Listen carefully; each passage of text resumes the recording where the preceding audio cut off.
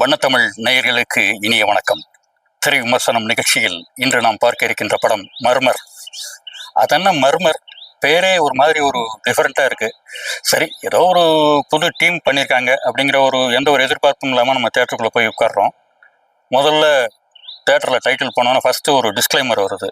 இந்த படத்தை பார்த்துக்கிட்டு இருந்தீங்கன்னா உங்கள் மனம் ஒரு இலகின மனசு இருக்கவங்களுக்கு இந்த படம் பார்த்த ஒரு அரை மணி நேரத்தில் தலை சுற்றல் வரலாம், வாந்தி வரலாம், ஏன் உங்கள் மனநிலை மாறி போகலாம்.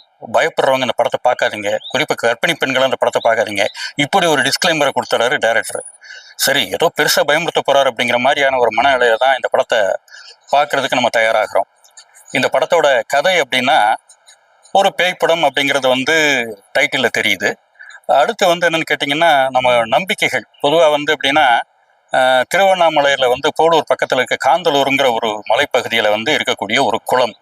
இந்த குளத்தில் ஒரு குறிப்பிட்ட நாளில் 7 அதாவது 7 கன்னிமார்கள், சப்த கன்னிகள்னு சொல்லுவாங்கள்ல, அவங்க நீராடுவாங்க.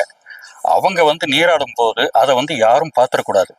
அப்படி பார்த்துட்டாங்கன்னு வச்சிங்களேன், அவங்க லைஃப்பில் பல விபரீதங்கள் நடந்து இருப்பாங்களா இல்லையா அப்படிங்கிறதெல்லாம் சொல்ல முடியாது. அதனால் யாரும் பார்க்கக்கூடாது அப்படிங்கிறது தொன்று தொட்டு வரக்கூடிய நம்பிக்கை. இன்றைக்கும் அந்த நம்பிக்கை அந்த கிராமங்களில் இருக்கிறதா சொல்கிறாங்க. இதை கேள்விப்பட்ட ஒரு யூடியூப் நடத்தக்கூடிய ஒரு இளைஞர்கள் டீம், 2K கிட்ஸ்னு வச்சுக்கோமே, அவங்க என்ன பண்ணுறாங்க, இது ஒரு புது கான்செப்டாக இருக்குது, இதை நம்ம ஒரு கான்செப்டாக செய்யலாம். அந்த 7 சப்த கன்னிமார்கள் யார், அவங்க குளிக்கிறத நம்ம படம் எடுக்கலாம். அதை நம்ம டீமில் இருக்க 7 பேர், ஒரு 5 பேர் போகிறாங்க, அந்த டீமில் 5 பேர் இருக்காங்க. 5 பேர் பார்த்தா என்ன நடக்கும், அதெல்லாமே நம்ம ஒரு ஃபிலிம் மாதிரி பண்ணி இதை ஒரு நேயர்களுக்கு கொடுத்தா ஒரு பெரிய ஒரு த்ரில்லர் மாதிரி இருக்குமே அப்படிங்கிற ஒரு மனநிலையோட ஒரு டீம் கிளம்பி போகிறாங்க. அவங்க அந்த காட்டுக்குள்ளே போய் அந்த குளத்துல குளிக்கக்கூடிய அந்த சப்த கன்னிமார்களை படம் எடுத்தாங்களா? அப்படி எடுக்க முற்படும் போது அவங்களுக்கு ஏற்பட்டிருக்கக்கூடிய ஒரு விபரீதமான விளைவுகள் என்ன, விபரீதமான செயல்கள் என்ன அப்படிங்கிறதான் அந்த படத்தோட கதையாக வருது. ஆனால் புது டீம், இந்த 5 பேர் யாருன்னே தெரியாதுங்க நமக்கு. இது வரைக்கும் இந்த சினிமாவில் எங்கேயும் அவங்கள பார்த்ததில்லை. ஆனால் அந்த 5 பேருடைய ஆக்டிங் எக்ஸ்ட்ரானரி. இந்த படத்தோட டைரக்டர் ஹேம்நாத் நாராயணன் நினைக்கிறேன். அவர் சும்மா அற்புதமாக பண்ணியிருக்காருங்க. ரொம்ப பிரமாதமான ஒரு ஸ்க்ரீன் பிளே.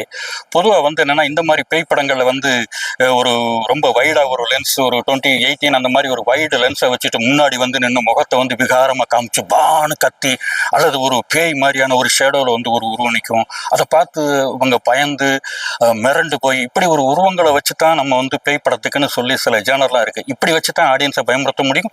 அதை தவறுன்னு சொல்ல முடியாது. எந்த மாதிரி ப்ளே பண்ணுறோம், எப்படி ஸ்க்ரீன் ப்ளே பண்ணுறோம் அப்படிங்கிறத வச்சு தான் அந்த பேய் படத்தோட வெற்றி இருக்குது. ஆனால் இந்த படத்தில் அப்படி ஒரு உருவம் எந்த இடத்துலையும் காண்பிக்கப்படவில்லை. ஒன்லி அந்த இன்சிடென்ட்ஸ் தான், வரக்கூடிய சின்ன சின்ன மியூசிக் தான். ஆனால் நம்ம பேயை பார்த்துட மாட்டோமா? உண்மையாகவே நீங்கள் பேயை நிஜமாவே இந்த மாதிரி ஒரு விகாரமான உருவத்தில் காட்டியிருந்தா கூட இவ்வளவு பயம் இருக்காது. அப்படி ஒரு பயம். இன்டர்வல் போதே நமக்கு தெரிஞ்சிருது, இது ஏதோ ஒரு வித்தியாசமாக இருக்குது அப்படின்னு சொல்லி இன்டர்வல் போதே நமக்கு புரிஞ்சு போகுது. இன்டர்வலுக்கு மேலே இந்த கதையை எப்படி எடுத்துகிட்டு போகிறார் டைரக்டர்னு சொல்லி நம்ம உட்காந்து பார்க்கும்போது இன்டர்வலுக்கு மேலே வேறு மாதிரி இருக்குது. இந்த படம் ரொம்ப பிரமாதமாக போகுது.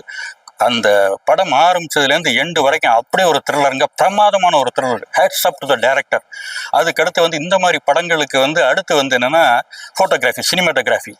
ஜேசன் வில்லியம்ஸ் பிரமாதமான சினிமாட்டோகிராஃபி. அந்த அரை இருள்லையும் சரி, அந்த டெஸ்க் எஃபெக்ட்ஸ்லையும் சரி, அந்த மாதிரியான ரொம்ப டார்க் எஃபெக்ட்லையும் சரி, அந்த கேரக்டருடைய முகபாவனைகளை அழகாக பதிவு பண்ணியிருக்காரு. பொதுவாக ஜென்ரலாக அந்த டார்க்கில் படம் பண்ணும்போது என்னென்னா, கேரக்டருடைய முகபாவனைகள் சரியாக தெரியாமல் போகிறதுக்கு சில சான்சஸ் இருக்குது. அதெல்லாம் அவாய்ட் பண்ணி அழகாக அவங்களுடைய முகபாவனையும் தெரியணும், அந்த ஃபீலும் தெரியணும் அப்படிங்கிற மாதிரி ஒரு லைட்டை பண்ணி ரொம்ப பிரமாதமாக பண்ணியிருக்காரு இந்த படத்தோட சினிமாட்டோகிராஃபர். அற்புதமான சினிமாட்டோகிராஃபி. நடித்திருக்கக்கூடிய 5 பேரும் பிரமாதமாக ஸ்கோர் பண்ணுறாங்க. ரொம்ப அற்புதமான படம். பொதுவாக இந்த மாதிரி படத்தில் ப்ளஸ் பாயிண்ட் அப்படின்னு சொல்லணும்னா எல்லாமே ப்ளஸ் பாயிண்ட் தான். மைனஸ் பாயிண்ட்டுன்னு நம்ம ஒன்றும் இதில் விமர்சனம் பண்ண வேண்டிய அவசியமே இல்லை. ஏன்னா ஒரு புது டீம் ரொம்ப அற்புதமாக பக்காவான ஒரு என்டர்டெய்னர் எடுத்து கொடுத்துருக்காங்க. ஜென்ரலாக இருக்க ஆடியன்ஸ் எல்லாரும் ஃபேமிலியை போய் தேட்டரில் போய் இந்த படத்தை பாருங்கள். ஏன்னு கேட்டால், இந்த மாதிரி புதுசாக வர்ற டீம் ஜெயிச்சா தான் அவங்களுக்கு அடுத்த படம் கிடைக்கும். ஒருவேளை இந்த டீம் ஜெயிக்கலை, இந்த சென்ஸ் அவங்க நல்ல டெக்னிக்கலாக அற்புதமான ஒரு படத்தை கொடுத்துட்டாங்க. ஆனால் இன்னைக்கு எந்த வெற்றியுமே கமர்ஷியலாக வெற்றி இல்லைன்னா, கிடைக்கலன்னா வெற்றி கிடையாது. வெற்றி சினிமாவில் நிறைய டெக்னீஷியன்ஸ் இருக்காங்க, பல படங்கள் வேலை பார்ப்பாங்க. ஆனால் வெற்றி கிடைக்கலன்னு வச்சுங்களேன், ஒவ்வொரு படமும் அவங்களுக்கு புது படம் ஆகிடும், ஒவ்வொரு படமும் முதல் படம் ஆகிடும். அதுக்கடுத்து வெற்றி அப்படிங்கிற ஒன்று தான் இங்கே எதையுமே டிசைட் பண்ணுது. ஆக இந்த டீமுக்கு ஆடியன்ஸ் ஆகிய நீங்கள் வெற்றியை கொடுக்கணும். குடும்பமாக போய் தேட்டரில் இந்த படத்தை என்ஜாய் பண்ணுங்கள். ரொம்ப அற்புதமான ஒரு படம். மீண்டும் இது போன்ற ஒரு திரை விமர்சன நிகழ்ச்சியில் சந்திக்கின்றேன். நன்றி, வணக்கம்.